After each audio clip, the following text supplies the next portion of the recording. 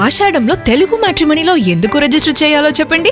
ఎందుకు? ఇప్పుడు మెంబర్షిప్ తీసుకుంటే ఆషాఢం ఫుల్ గా ఫ్రీ. తెలుగు మ్యాట్రిమోనీ ఆషాఢం ఆఫర్, ఆషాఢం ఫుల్ గా ఫ్రీ. కేంద్ర మంత్రి రాజ్నాథ్ సింగ్ అధ్యక్షతన పార్లమెంట్ భవనంలో అఖిలపక్ష సమావేశం జరిగింది. వైఎస్ఆర్సీపీ ఎంపీలు వైవి సుబ్బారెడ్డి, మిథున్ రెడ్డి హాజరయ్యారు. ఏపీలో రైతాంగ సమస్యలపై పార్లమెంట్లో చర్చించాలని డిమాండ్ చేశారు. ఆక్వా, మామిడి, పొగాకు, మొక్కజొన్న రైతులు కష్టాల్లో ఉన్నారని వైవి సుబ్బారెడ్డి దీనిపై కూడా పార్లమెంట్లో చర్చకు అవకాశం కల్పించాలని కోరారు. ఇక ఏపీలో ప్రభుత్వ ఆస్తులను పెద్ద ఎత్తున ప్రైవేటుకు కట్టబెడుతున్నారని, పోర్ట్లు, ఫిషింగ్ హార్బర్లు, మెడికల్ కాలేజీలను అమ్మేస్తున్నారన్నారు.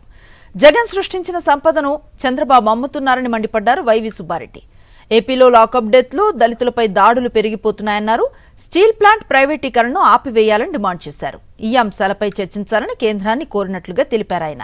ఇక అమరావతి పేరుతో జరుగుతున్న దోపిడీకి తాము వ్యతిరేకం అన్నారు వైవి సుబ్బారెడ్డి.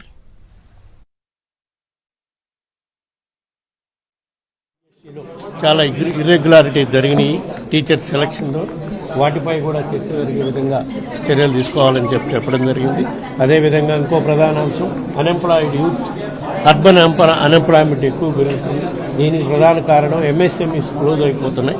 గత 2 సంవత్సరాల్లో సుమారుగా 2,000 MSMEs, medium and small scale industries close అవ్వడం కూడా అర్బన్ అన్ఎంప్లాయ్మెంట్ పెరుగుతుందని చెప్పి దీనిపై కూడా చర్చ జరగాలని చెప్పాం. ఇంకో ప్రధాన అంశం ఈ మధ్య కాలంలో రాష్ట్రంలో జరుగుతున్న దళితులపై దాడులు, పోలీసు హరాస్మెంటు, ఈ 2 అంశాలు చాలా ఇంపార్టెంట్. ఈ మధ్యకాలంలో లాకప్ డెత్స్ కూడా ఆంధ్రప్రదేశ్లో ఎక్కువైపోయాయి. అందువల్ల ఈ అంశంపై కూడా చర్చ జరగాలని చెప్పి చివరిగా ఏదైతే పోలవరం ప్రాజెక్టుకి సంబంధించి, వైజాగ్ స్టీల్ ప్లాంట్కి సంబంధించి గత 2 సంవత్సరాల నుంచి కూడా మేము వైఎస్ఆర్ కాంగ్రెస్ పార్టీ తరఫున సకాలంలో పోలవరం పూర్తి చేయాలని, వైజాగ్ స్టీల్ ప్లాంట్ ప్రైవేటైజేషన్ ఆపాలని చెప్పే విధంగా అడుగుతున్నాము. వాటిపై కూడా మళ్ళా చర్చకు అవకాశం ఇవ్వాలని చెప్పి వైఎస్ఆర్ కాంగ్రెస్ పార్టీ తరఫున ఈరోజు జరిగిన ఆల్ పార్టీ మీటింగ్లో విజ్ఞప్తి చేయడం జరిగింది. ఇప్పటి వరకు వాళ్ళైతే ఏ బిల్స్ పెడతామనే దానిపై క్లారిటీ ఇవ్వలేదు. దాన్ని ఆన్లైన్లో పెట్టాము, ఆన్లైన్లో పెట్టి సర్క్యులేట్ చేస్తాము ఈరోజు మీటింగ్ అయిపోయినాక అని చెప్పారు. ఆ బిల్స్ ఏమేమి పెడుతున్నారనేది ఈరోజు సర్క్యులేట్ వస్తే కానీ మనకు అవగాహన ఉండదు.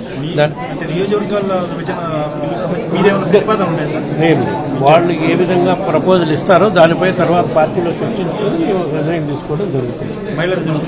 మహిళా రిజర్వేషన్ అంటే డీలిమిటేషన్, కాబట్టి మహిళా రిజర్వేషన్ కానీ డీలిమిటేషన్ కానీ మేము ఫస్ట్ నుంచి కూడా సమర్థిస్తూనే ఉన్నాం. కాబట్టి ఇప్పుడు ఏ విధంగా మార్పులు చేర్పులు చేసి బిల్లు పెడతారో చూసుకొని దానిపై చర్చించుకొని ఒక నిర్ణయం తీసుకోవడం గిఫ్ట్. రాష్ట్రం గత 2 సంవత్సరాల్లో ఏ విధంగా అమౌంట్స్ బారో చేశారు, ఆ బారో చేసిన అమౌంట్స్ ఎక్కడ పెట్టడం జరుగుతుంది అనే అంశం కూడా ఎత్తడం జరుగుతుంది.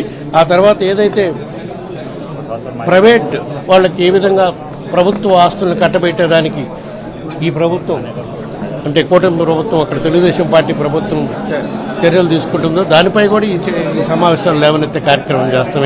ఏదైతే మెడికల్ కాలేజీలను ప్రైవేటీ చేయటం, అన్నిటికన్నా ఘోరం సంపద సృష్టిస్తామన్న అధికారంలోకి వచ్చి జగన్మోహన్ రెడ్డి గారు అధికారంలో ఉన్నప్పుడు సృష్టించిన సంపదని ప్రైవేటు వాళ్ళకి అమ్మే కార్యక్రమం చేస్తున్నారు. పోర్టులు, ఫిషింగ్ హార్బర్లు అమ్మేసే కార్యక్రమం చేస్తున్నారు. సో దీనిపై కూడా ఈ సమావేశంలో చర్చించడానికి ప్రయత్నం చేస్తారు. అమరావతి రాజధాని నిర్మాణం పేరుతో జరుగుతున్న దోపిడీకి మేము వ్యతిరేకం. అక్కడ అమరావతి నిర్మాణంలో రైతులకు ఏ విధంగా అన్యాయం జరుగుతుంది, రైతులకు న్యాయం చేసేదానికి మేము పోరాటం చేస్తాం. మామిగన్ అనేది ఇంకా వీళ్ళు అమరావతిలో ఎన్ని కోట్ల రూపాయలు పెట్టుబడి పెట్టే కార్యక్రమం చేసి దోచుకుంటున్నారు. దాని బదులు మామిగన్ అమరావతి CRDA జోన్లోకే వస్తుంది అని చెప్పి జగన్మోహన్ రెడ్డి గారు ప్రపోజ్ చేశారు.